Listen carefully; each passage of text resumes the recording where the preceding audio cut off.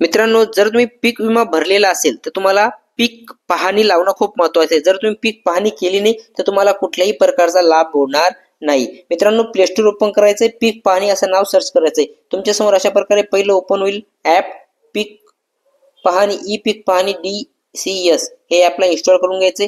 मित्रांनो, तुम्ही तुमच्या मोबाईलच्या माध्यमातून हे ऍप्लिकेशनच्या माध्यमातून तुम्ही घरी बसल्या तुम्ही पीक पाहणी लावू शकतात. मित्रांनो, मी चंद्रकांत पाटील तुम्हाला सरकारी योजनेबद्दल माहिती देतो. चॅनलला सबस्क्राईब करून घ्या. व्हिडिओ आवडला असेल तर नक्कीच लाईक करा आणि आपल्या शेतकरी मित्रांसोबत जास्तीत जास्त हा व्हिडिओ शेअर करा. तुम्ही पाहू शकतात ऍप माझं इन्स्टॉल झालेलं आहे. मी ओपन करून घेतोय. ओपन केल्याबरोबर तुमच्या समोर अशा प्रकारे इंटरफेस ओपन होतं. त्याला विल युझिंग द ऍप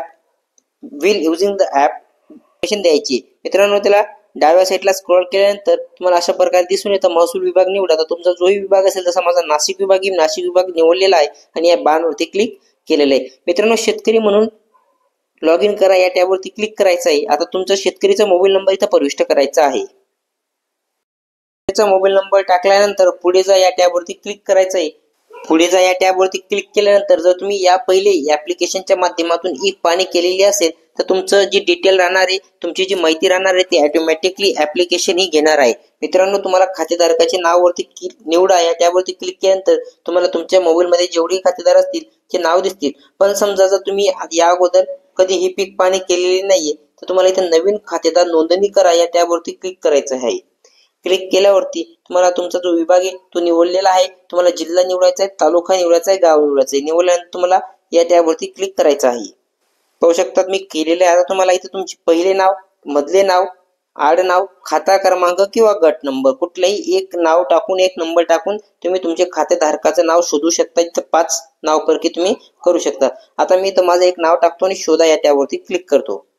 शोधा या नावावरती क्लिक केल्यानंतर खातेदार निवडा. इथं मला माझे भरपूर खातेदार पाहायला मिळतात. तुमचे जे खातेदार असेल तुम्ही त्याला निवडून बाणवरती क्लिक करू शकता. क्लिक केल्यानंतर तुम्ही तुमचा खातेदारचे नाव आणि खाली तुम्हाला तो जो नंबर असेल तो नंबर दिसणार आहे. मित्रांनो, तुम्हाला बाणवरती वापस क्लिक करायचं आहे. क्लिक केल्यानंतर तुम्हाला इथं दाखवलं जातं आपली नोंदणी खालील मोबाईल नंबरवरती करणं आहे की तुम्हाला मोबाईल नंबर बदलवणं आहे. तुम्ही तर जाऊन इथं मोबाईल नंबर सुद्धा बदलू शकतात आणि किंवा पुढे जावरती क्लिक करायचंय. तर मला कुठलाही मोबाईल नंबर बदलवायचा नाही तर मी पुढे जा या टॅबवरती क्लिक करतो. क्लिक केल्यावरती तुम्हाला दिसते तर तुमची नोंदणी आधीच झालेली आहे. तुम्ही पुढे जा होय या टॅबवरती क्लिक करायचंय. क्लिक केल्यानंतर तुम्हाला वापस इथं येईल जिथं आपण रिडायरेक्ट झालो होतो मागच्या वेळेस. मित्रांनो, खातेदाराचे नाव तर निवडून घ्यायचं. तुम्हाला जो खातेदाराचा तुम्हाला लावायचा असेल तो खातेदाराचा, मी खातेदाराचं नाव निवडलेलं आहे. मला या खातेधारकाचे पीक पाहणी लावायचे आहे. तर संकेताक विसरलात या टॅबवरती क्लिक करायचं आहे. मित्रांनो, इथं संकेताक टाकायचा आहे. इथं संकेताक विसरला या टॅबवरती क्लिक तुमचा जो संकेताक राहणार तो इथं दिसणार आहे. इथं संकेताक टाकून घ्यायचा आहे.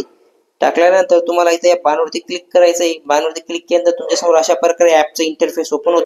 इथं आल्यानंतर तुम्हाला पीक माहिती नोंदवा या 2 नंबरच्या सर्कलवरती क्लिक करायचं आहे. क्लिक केल्यानंतर तुम्हाला इथं तुमची पीक पाहणी व्यवस्थितरित्या नोंदवायची आहे. तुम्हाला तुमचं नाव व तारीख सुद्धा दिसणार आहे. तुम्हाला इथं खाते क्रमांक, हंगाम सर्व काही माहिती आपण स्टेप बाय स्टेप पाहणार आहोत. मित्रांनो, खाते क्रमांक जो असेल तो त्याला चूज करून घ्यायचा आहे. इथे तुम्हाला गट क्रमांक इथं दिलेला राहणार आहे, त्याला फक्त एक वेळेस निवडून घ्यायचा आहे. जमिनीची एकूण क्षेत्र इथे तुम्हाला पाहायला मिळणार आहे. जे फूट खराब क्षेत्र असेल ते सुद्धा खाली पाहायला मिळणार आहे. मित्रांनो, तुम्ही रब्बी मध्ये लावत आहे संपूर्ण वर्षामध्ये नाही तर रब्बी याला चूज करून घ्यायचंय, निवडून घ्यायचंय. खाली आल्यानंतर तुम्हाला पिकाचे वर्णन, आपण एक पीक लावतोय का 2 पीक लावतोय. आता मी एक पीक लावतोय म्हणून एक पीक हे निवडून घेतोय. निर्भर पिकाचे प्रकार, माझे पीक आहे कुठलाही फळबाग नाहीये तर मी पीक करून घेतलंय. झाडाचे नाव, आता मी ज्वारी लावलेली म्हणून मी ज्वारी हे चूज करून घेतलेले. आता इथं मी पूर्ण क्षेत्रात लावलेली आहे की कमी क्षेत्रात लावलेली आहे हे मी इथं टाकू शकतो. आता इथं पूर्ण क्षेत्रात लावलेली आहे मग इथं पूर्ण क्षेत्र भरा या सर्कलवरती क्लिक केलेलं आहे. जलसिंचनाची पद्धत म्हणजे मी त्याला सिंचन कशा प्रकारे करतो हे मला इथं निवडायचं आहे. इथं अजल सिंचन म्हणजे कोरडवाहू सुद्धा आहे, खाजगी कालव, सरकारी कालव सुद्धा आहे, विहीर सुद्धा आहे, तलाव सुद्धा आहे, तुम्ही बंधाऱ्यामार्फत कृषी बंधाऱ्यामार्फत सुद्धा आहे, नाला आहे, नदी आहे. आता मी इथं माझा विहीर आहे म्हणून मी विहीर चूज करून घेतलेली आहे. आता इथं व्यवस्थितरित्या पहा मित्रांनो, लागवडाची दिनांक जी मी त्या तारखेला लावलेला असेल त्या तारखेची इथं दिनांक चूज करायची. आता मी इथं 30 नोव्हेंबरला लावलेला आहे म्हणून मी 30 नोव्हेंबर निवडलेला आहे. आता इथं खाली पहा, किमान आधारभूत किंमत योजनेअंतर्गत करायची आहे का, तिथं तुम्ही होय या टॅबवरती क्लिक करायचं आणि पुढे जा या टॅबवरती क्लिक करायचंय. हे व्यवस्थित एक वेळेस तुम्ही माहिती पाहू शकतात. पाहायची असेल तर तुम्हाला पुढे जा या टॅबवरती क्लिक करायचं. कृपया तपशील पूर्ण भरा. आता आपण कुठली तरी सिंचन पद्धत राहिली, तर तुम्ही सिंचन पद्धत कशा मार्फत करतात, तर ठिबक मार्फत करतात, तुषार परवाई करतात, कशी करतात. आम्ही परवाई सिंचन करतो, तर परवाई चूज करून घेतलेले. पुढे जा या टॅबवरती क्लिक केलेलं आहे. पुढे जावरती क्लिक केल्यानंतर तुम्हाला इथं पाहू शकतात पीक पाहणीसाठी निवडलेला सर्व गट क्रमांक नकाशाच्या हद्दीपासूनच आपण उभे असलेले तर अंतर.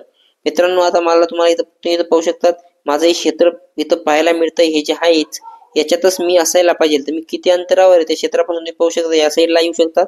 हे पहा, मी या अंतरावर आहे. मला शेतामध्ये जाणं खूप महत्वाचं मित्रांनो. मी शेतामध्ये जाऊ, कारण की आपल्याला त्या पिकाचा फोटो सुद्धा काढावा लागतो. आता मी कमीत कमी 1 किलोमीटरच्या आसपास त्या पिकापेक्षा अंतरावर आहे. आता मी त्या पिकापर्यंत जातो आणि तुम्हाला पुढे कशी माहिती करून दाखवतो. पिकापर्यंत केल्यानंतर तुम्हाला पुढे जा या टॅबवरती क्लिक करायचं आहे.